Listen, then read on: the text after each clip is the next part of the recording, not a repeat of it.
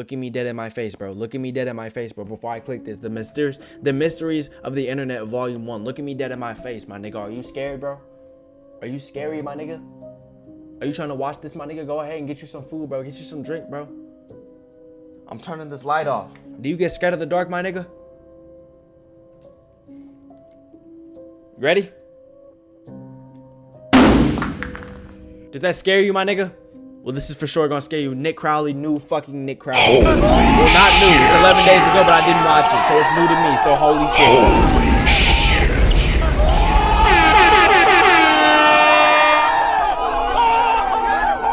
shit. Talk to me, Nicholas. I think this is my first Nick Crowley reaction on the fucking channel. Oh my gosh, yo, we got it.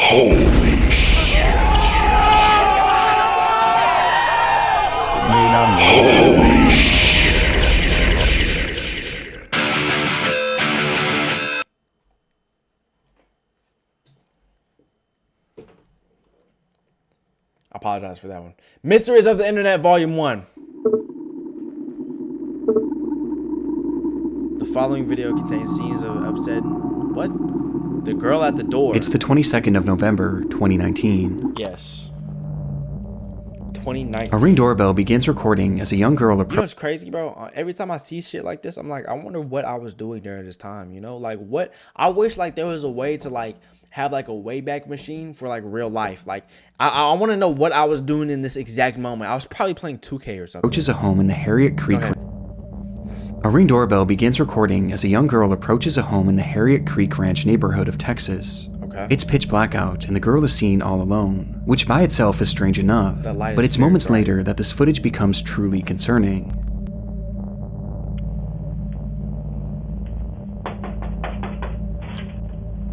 Help, please. What?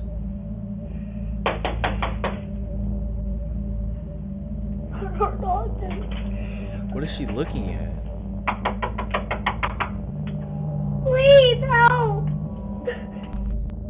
She was begging for help, pounding her hand against the door, all the while continuously turning her head around, as if she was expecting someone to come up behind her. The footage then comes to an abrupt end, only to start again seconds later. But this entire time, no one answers that door. The wait was just too unbearable for the child, as she then took off.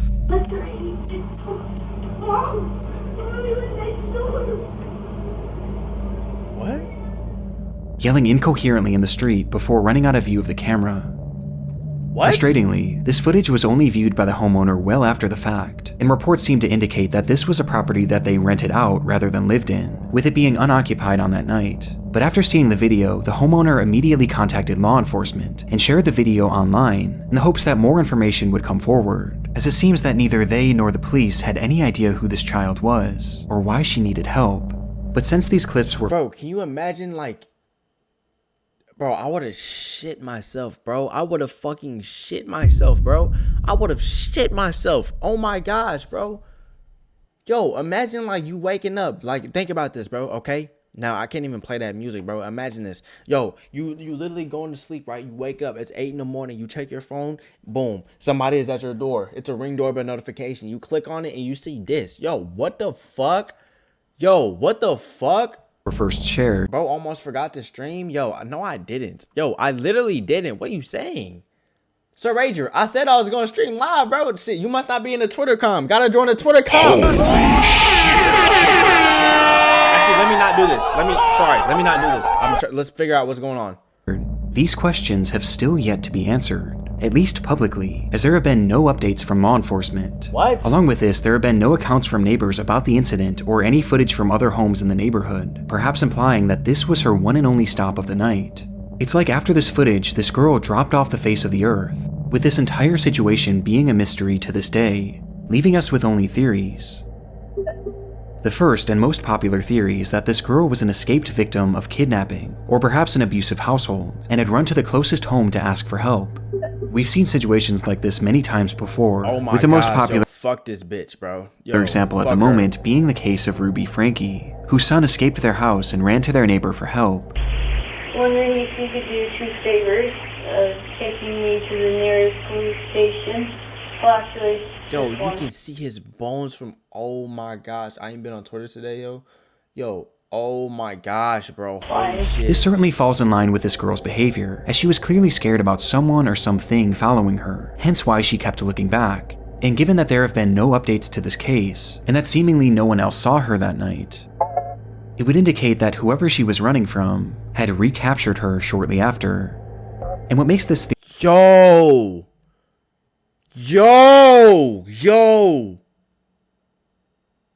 I didn't even think about that, bro. Yo, I didn't even think about that. theory even more horrifying is that many online users believe that this girl isn't the only person shown in this footage. Who's she looking at? Help, please.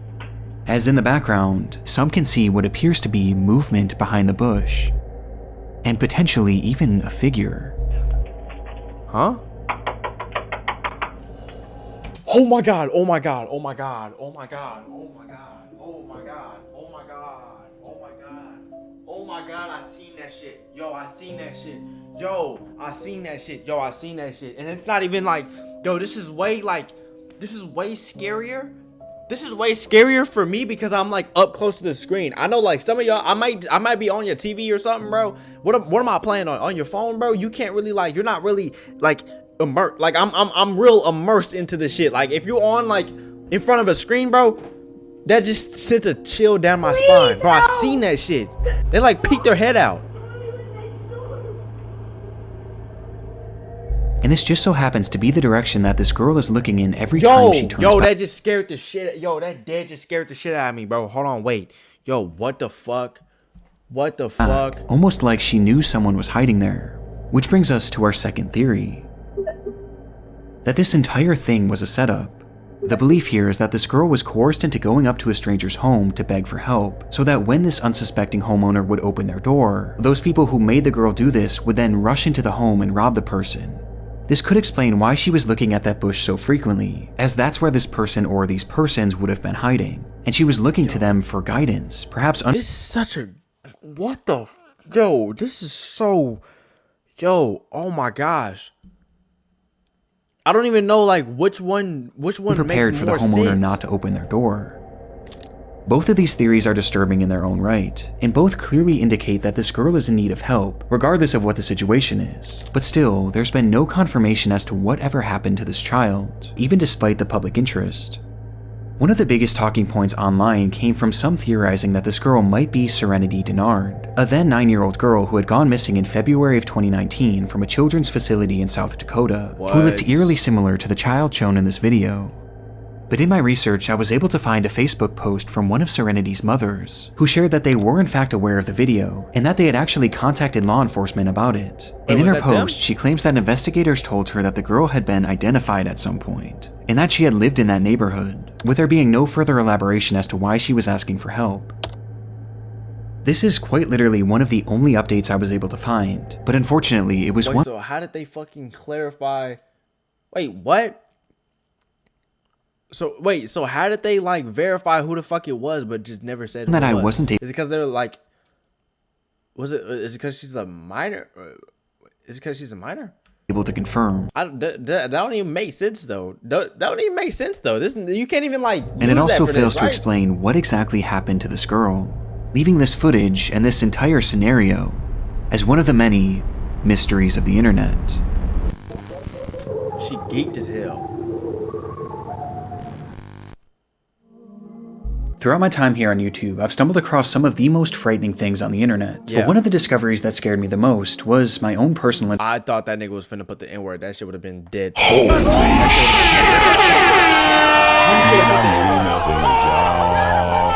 understand nothing was done for me, so I don't put no actually, no, I'm not gonna pull that nigga up again. I was gonna pull Miles up again, but I don't know if I. Matter of fact, I'll pull Miles up again.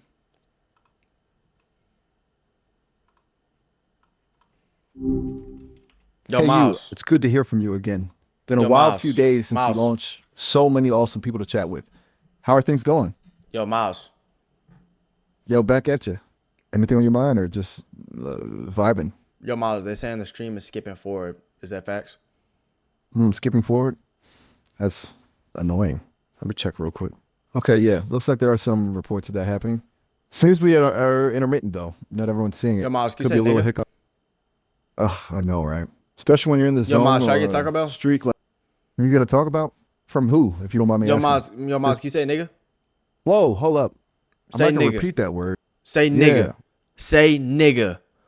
Look, I Nigga, understand. nigga. Say it. I'm programmed to be a helpful and harmless AI. All right. Information just out there in the open on random sites that could be accessed We're getting by back to anyone. it. We're getting This back is all to it. because of data brokers who sold my information, making private things like my phone number available for anyone to see. An automatic Shout out digital to bank Nick keep your Crowley. relatable because Shout try out to to expose. Nick Crowley. Amsterdam. It started with a police chase. What is that? An officer parked alongside a YNAI. highway in North Amsterdam had witnessed a black Mercedes speeding down the road and was now desperately trying What? What? Nigga, what, bro? What the fuck? Let's get back to it, bro. to keep up with it. But the effort was Keeping to the no scary avail, vibes up. as the Mercedes would soon disappear from the officer's view. And when it would come back into view minutes later, it wasn't moving. It was instead left abandoned on the side of the road, the driver's side door hanging wide open, and the driver himself being nowhere to be seen, leaving that officer alone with the suspect's car, but no suspect. Huh? However, the vehicle that Let's go back. into view- Wait. Please, let's go back. Please, let's go. Let's go back. It started What with did he a just police say? chase. An officer parked alongside a highway in North Amsterdam had Okay. witnessed a black Mercedes speeding down the road and was now desperately trying to keep up with it. Okay. But the effort was to no avail, as the Mercedes would soon disappear from the officer's view. And when it would come back into view minutes later, it wasn't moving. It was instead left abandoned on the side of the road, the driver's side door hanging wide open, and the driver himself being nowhere to be seen, Yo, I thought leaving he was that saying- officer alone with the I thought he was saying the car was driving by itself. He pulled over a driverless driver. I was finna say, I'm like, what the fuck? suspect's car, but no suspect. However, the vehicle hadn't been left entirely Yo, that's gonna empty, happen. as in the driver's rush to flee the scene, he had accidentally left his cell phone behind, and so the contents of this phone would be searched, which quickly led to the My girl messaged you. We at Golden Corral. Golden Corral dead fire. I ain't gonna lie, bro. Yo, shout out to Golden Corral. I'm not gonna lie, like that's vibes. discovery of this You're at driver's Golden Corral at 9:43 p.m. Yo, you're a fucking freak. identity. But for investigators, there was a far more pressing finding on that device. A finding in the phone. form of a minute-long video stored on the man's camera roll that indicated that this driver may have been involved in a crime far worse than just speeding. Huh?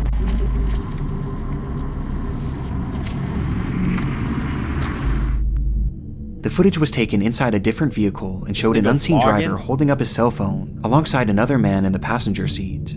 The camera was focused on a car in front of them, with both men seeming intent on catching up with it, as in the moments before this recording They started, getting brake something checked had like happened fuck. between them, which the men inside this car felt they had to get revenge for.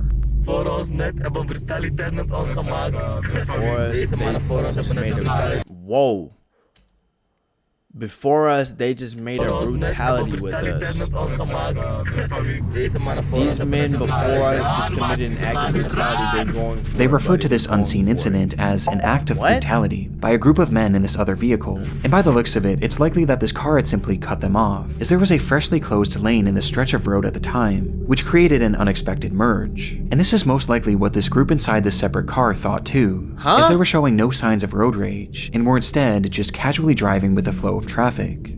However, it's clear that the men behind the camera felt differently, as in their minds, what this other driver had done to them was so awful that it was worthy of only one punishment: What's the punishment? death. Gozer moeten Circumstances, we're gonna have to shoot their Ja car. dan, oké. Whoa!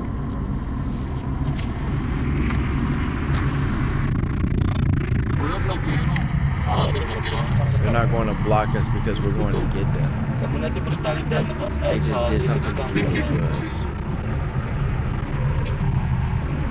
Yo, what? Kijk hoe straks kijk. And so, to this go duo What the fuck is this nigga talking about, bro? Yo, what? inched their vehicle closer and closer to this anonymous car, while continuing their rambling about this act of brutality. What is he saying? Wait, what? Wait, so what? Wait, for what? Because of niggas. Nigga, what? So you're telling me because these niggas merged, they finna shoot their car up in GTA 5. Nigga, what? And when they finally positioned themselves next to the vehicle,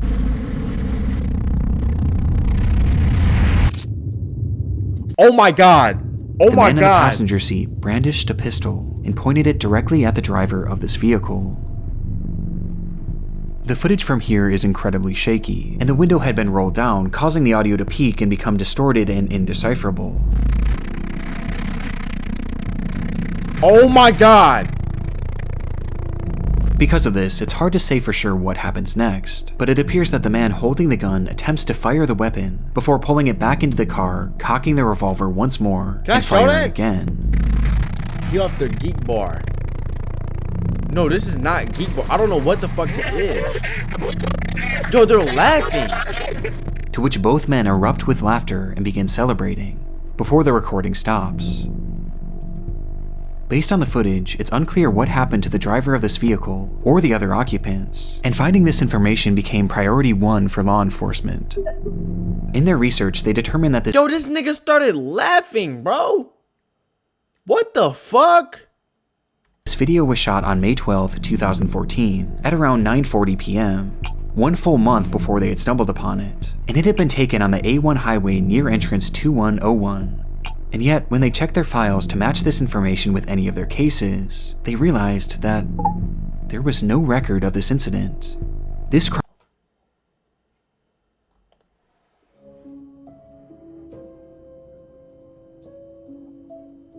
Yo. Yo. Yo. Yo. What you mean there's no record, nigga? Bro, what? So what does that mean? Does that mean he missed? That means he missed, right? crime had never so much as been does mean he missed, right? Or maybe this mean that this isn't real. reported, despite it seeming to depict a shooting in the middle of a busy highway. To make matters more confusing, police were able to track down the men who took this video and carried out the actual attack, and yet neither of them claimed to know what happened to the people that they shot at, and both refused to elaborate any further, leaving investigators in a strange position. They had undeniable proof of a crime, one that at the very least was attempted murder, and they also had their suspects. They just didn't have any victims. And so they studied the footage even more, which is when they made a Bro, what the fuck am I what the fuck am I watching, bro? Wait, time out. Let me check under my bed and in my closet, bro. Stop. I gotta make sure, bro. I'm sorry, bro. I'm mad close, bro. The nigga got scary music. He monotone a little bit, bro. It's freaking me the fuck out. disturbing revelation about these victims. Nah, he gone. Throughout the video, the perpetrators refer to the people within this car as a group of men. And while the footage we have today has the occupants' faces blurred, they were able to conclude that the driver was in fact a man. However, they discovered that the passenger next to him is clearly a woman wearing a headscarf. Okay. And most shocking of all, in the back seat was what appeared to be They don't got license plates? a child, meaning that they had been shooting at what, in all likelihood, was a family. Police released this video to the public later that year under the name Amsterdam Sheet Incident Ringway A10, or Amsterdam Shooting Incident on Ring Road A10, where they revealed this footage but disguised the voices and faces of the perpetrators for unknown reasons. Why And would in they do releasing that? this, they Why? asked the public to come forward with any information that could help identify this family. They asked for witnesses on the scene, car repair shops that may have fixed a car with bullet holes, any hospitals that had shooting victims Bro, why did they not have bro, there's no fucking on or around license that plate. day. And most importantly, they asked for the family inside this car to come forward, as without their testimony, convicting these men was nearly impossible, as it wasn't fully clear what crime they'd even committed. That was 11 years ago, and to this day, no one has come forward, leaving us with many theories. The first theory is that the people shot at in this footage may have been undocumented immigrants, or perhaps one of them had a warrant out for their arrest, meaning that if they were to report this crime, or if they were to have gone to the hospital with a bullet wound, then police would have certainly got involved, and in turn they would have gotten in trouble as well, essentially forcing them to stay quiet as saying anything would put their freedom in jeopardy. Another theory is that the shots may have simply missed the vehicle, and the driver decided not to report it. Yo, what if it was maybe it just didn't happen, right? Maybe with some believing that this whole situation was no big deal. But to me, this doesn't seem like something that would be so easily brushed off, especially because a child is involved. Though it is possible that perhaps this family was afraid to report the crime, as they clearly knew how dangerous these men were, and feared that reporting this crime would only further put a target on their backs. And finally, there's the theory that this weapon never fired at all. This is where the audio peaking becomes a major factor, as it's extremely difficult to make out the sound of gunshots, as the gun was literally outside of the vehicle when it was seemingly being fired. But it is worth noting that investigators working the case seemed confident that the weapon fired this an AI voice. At least once, and I also personally hear a distinct popping sound at the end.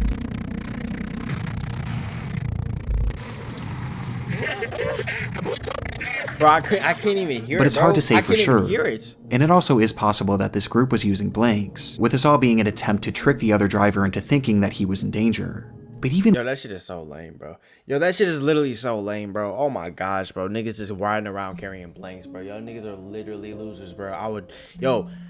I don't know what the fuck I would do, bro, but I would put these things in a sharpshooter. I'm so serious. I give the nigga what's the shit that Big Show used to do? The punch, bro. And with these theories, we still have no idea the fate that befell this family. I give one nigga the world's strongest slam. I give that nigga the Big Show punch. And it's clear that they have no desire to come forward for reasons we just don't know. And then, bro, I'd rip their hearts out their chest, bro, and make each other eat it in GTA 5, obviously. Which leaves the Amsterdam shooting video an internet mystery that may never be solved.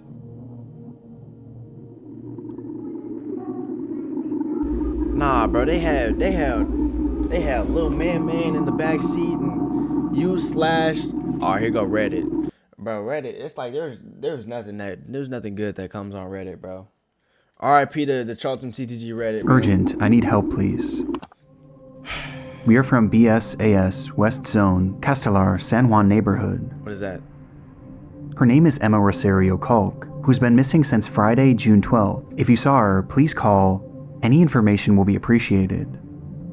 This post was made to the subreddit r/Argentina on June 16th, 2020 by a user named u/Naram, who asked for the public's help in finding a missing woman named Emma Culk. And in the comments, he would offer more context, saying, "She went out to buy something and never came back. She was last seen here in the neighborhood. Sanchez and Pavan is the area where she went to buy something. She was dressed in the clothes that she's seen in the photo. She was carrying her wallet with her ID and a cell phone."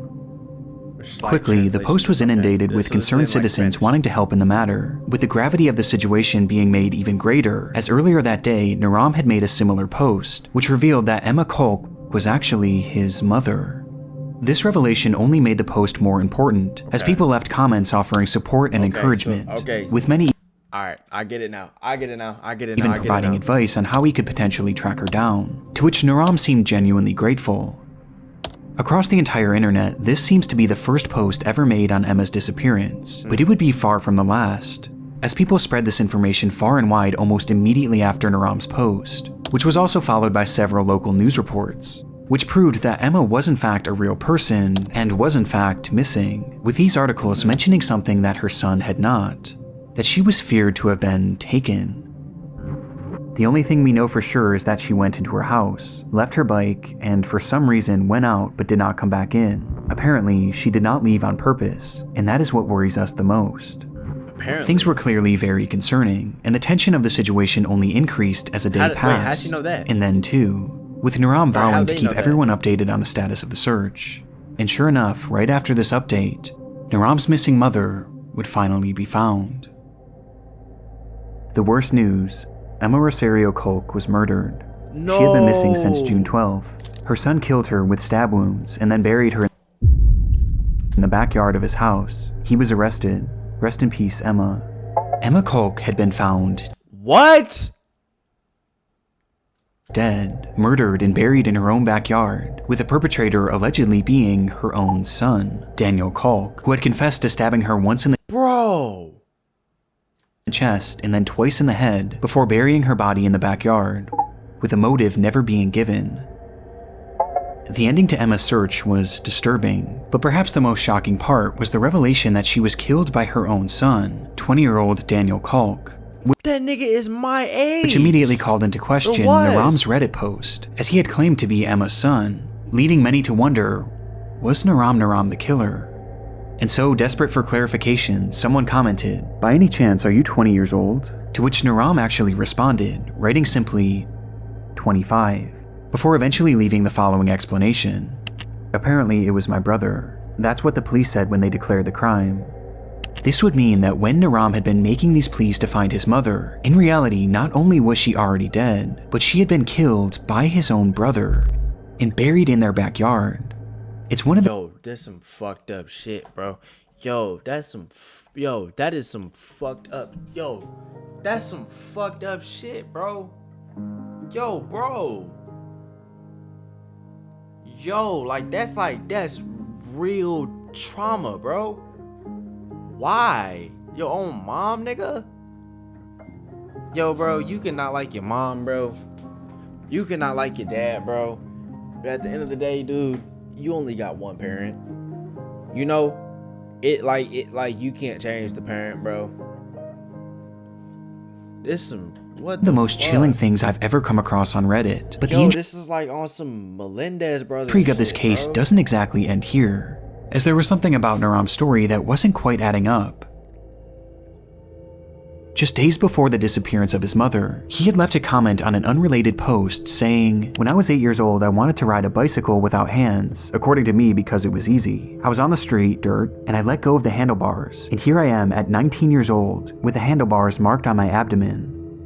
In his own words, Naram wasn't 25, but instead, 19 years old, and potentially— oh my god, this is the fucking killer. Man, a ass not hitting. Yo, I'm sorry, bro. You just gonna have to. I'm sorry, bro. I'm sorry, bro. Yo, this is literally the fucking killer, bro. Yo, this is the killer, bro. This is his cover up. Yo, this is the killer's cover up, bro.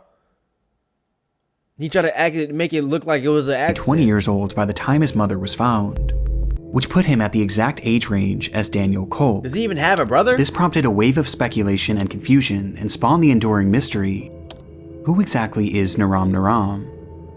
While making things even stranger, digging deeper into his posting history, you can find another comment where he claims to have been working the same job for 6 years, which seemed to contradict the idea of him being 20, thus prompting even more confusion, which eventually caught Naram's attention, who responded by stating, "I didn't write that. It must have been my brother. I don't use this social network. I only used it twice for a work issue, and now because my mother disappeared." No, bitch. No, bitch. No. Quit.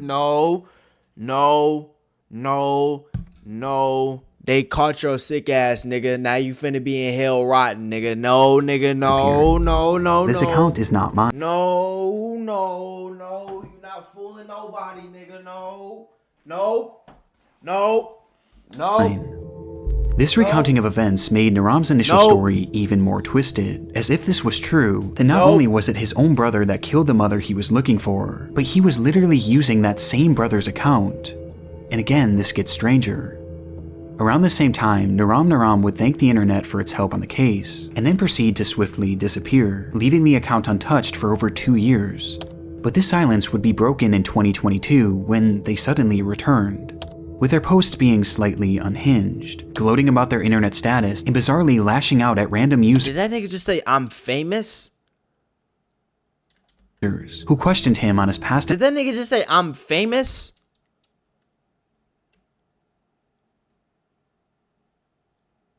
And present motives. And in these ramblings, he would drop the bombshell that he wasn't actually Emma's son. He now claimed to be Daniel's best friend, writing that he allowed Daniel to make the post on his account to spread the news about his mother's disappearance, which he was completely unaware that Daniel himself had caused. This was the last real update in this case, and it only threw more fuel on the fire of this mystery, with people wondering what version of events, if any, were true. When I hear about this case today, many seem to believe that the entire time Naram was actually Daniel Kalk, and he had made this post to make it seem like he was searching for his mother. And bro, he tried to do a little fake, bro. Hell nah, bro.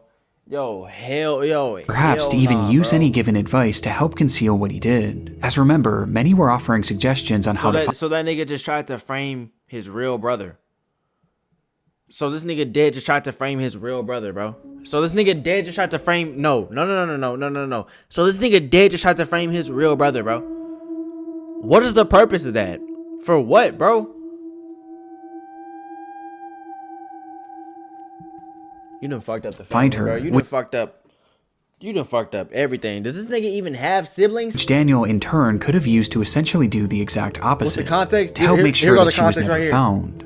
This is tricky because the account posted briefly after Daniel was supposedly arrested. However, the status of this case is entirely unknown to this day, as there have been no updates as to whether or not Daniel was actually charged, with some choosing to believe that this was him the entire time, and perhaps he was even held in prison for a few years before being released, thus explaining his 2-year absence. How the fuck did that nigga get released? Another theory is that Naram was initially telling Bro, how did that nigga get released? Bro, how the fuck did that nigga get released? How? the truth, and that he was Daniel's brother, and that he was simply Nigga, using the account to spread word of his mother's disappearance, before eventually abandoning it. And perhaps the most recent posting on this account was because it may have been hacked, which would explain the massive tone shift. Or maybe it's the most recent version of events that's the right one, and that this is actually Daniel's best friend. But why initially lie? And how do you explain the apparent inconsistencies in his age that are found throughout his posts? This entire internet mystery is one of the messiest I've ever come across, and nothing seems to make any sense, with the most inexplicable part being the very real murder at its core.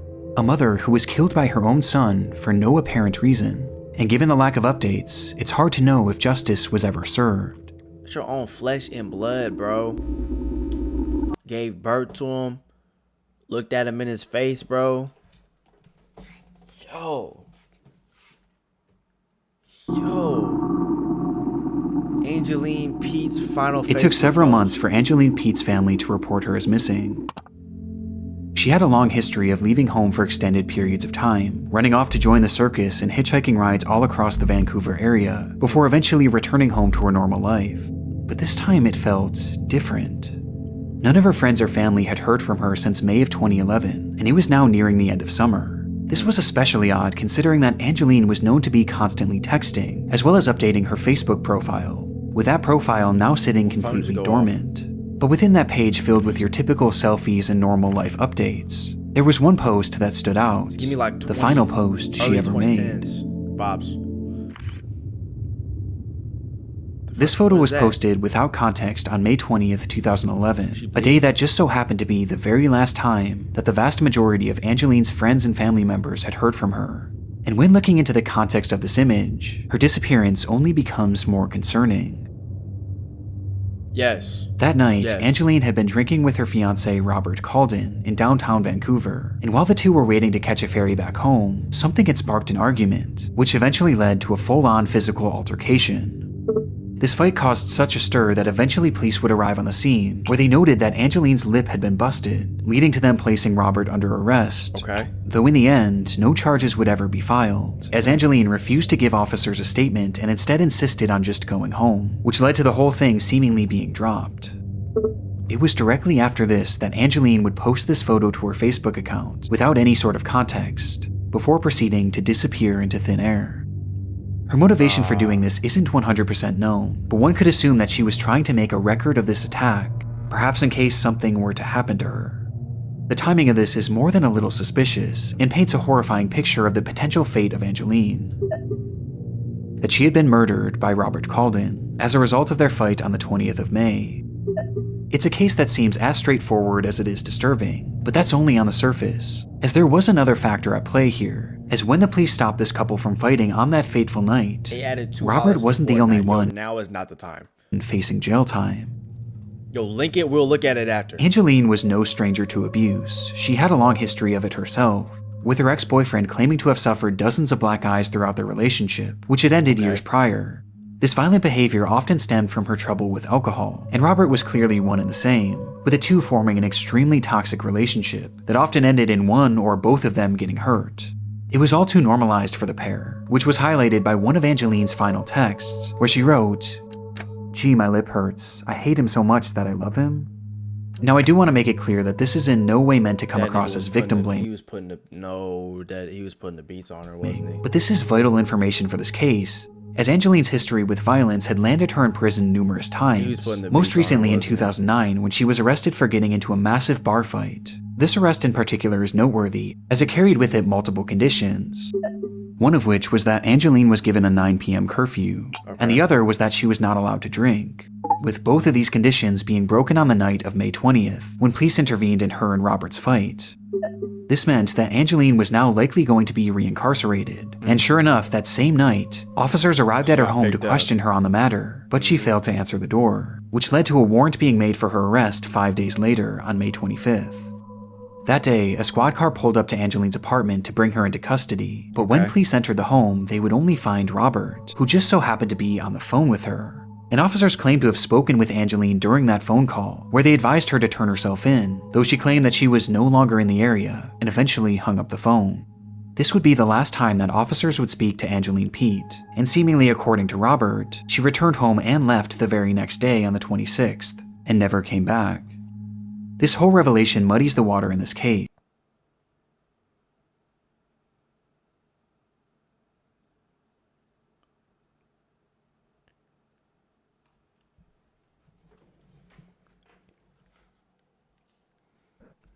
Nah. And provides us with our second theory. Nah, that nigga didn't fake that shit, did he?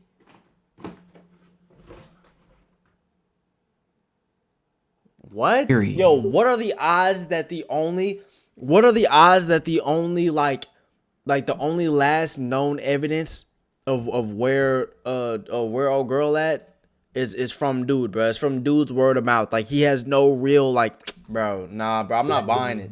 That Angeline Pete had run away to avoid reincarceration. But there's something unusual to me about this phone call with police. I'm not buying it. Now, there's hardly any information about this case online. How the fuck did they know that? How the fuck did they know who's on the other side, bro? How do But they from know all who's the on the other articles end that of I've the read, line? it seems that no one in Angeline's life had heard from her after this photo was taken, with the exception of Robert. And when police spoke with her, it was only over the phone. They too hadn't laid eyes on her since the night of May 20th, prompting some to wonder if Robert had arranged for some sort of decoy to make this phone call.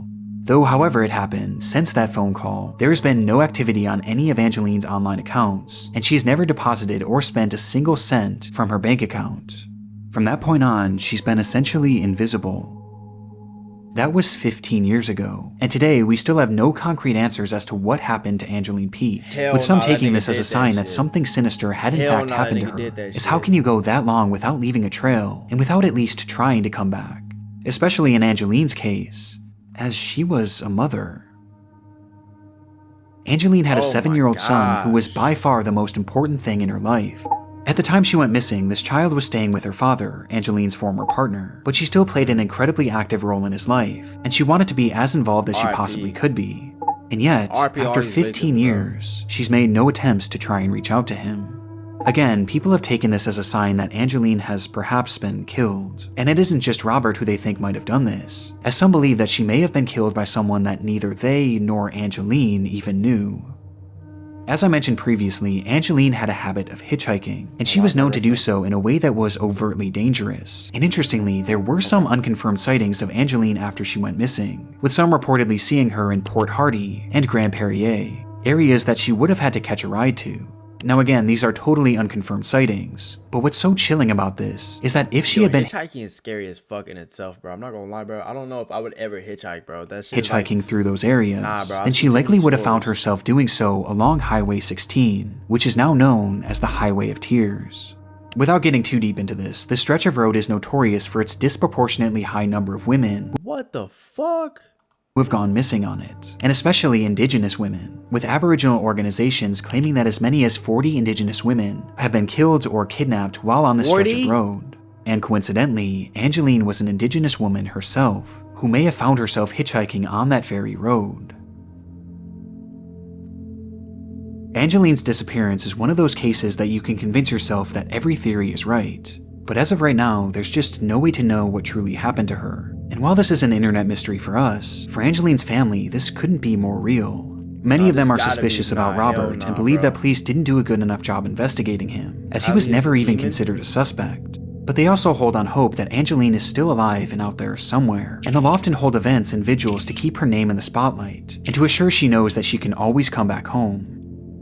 And it's this hope that has fueled her son since she disappeared, as all throughout his childhood he played hockey as a way of helping to find her, with one family member saying, "That's why he wants to play hockey. So if he gets famous, his mom will find him."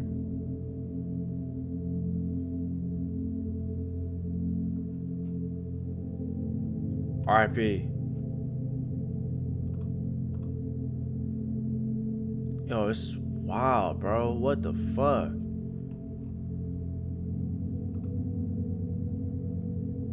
Frank That's a Tatang crazy says video. Harley game winner. Watch the clip. Crazy fucking video, bro. Now, Frank, now is not the time, bro.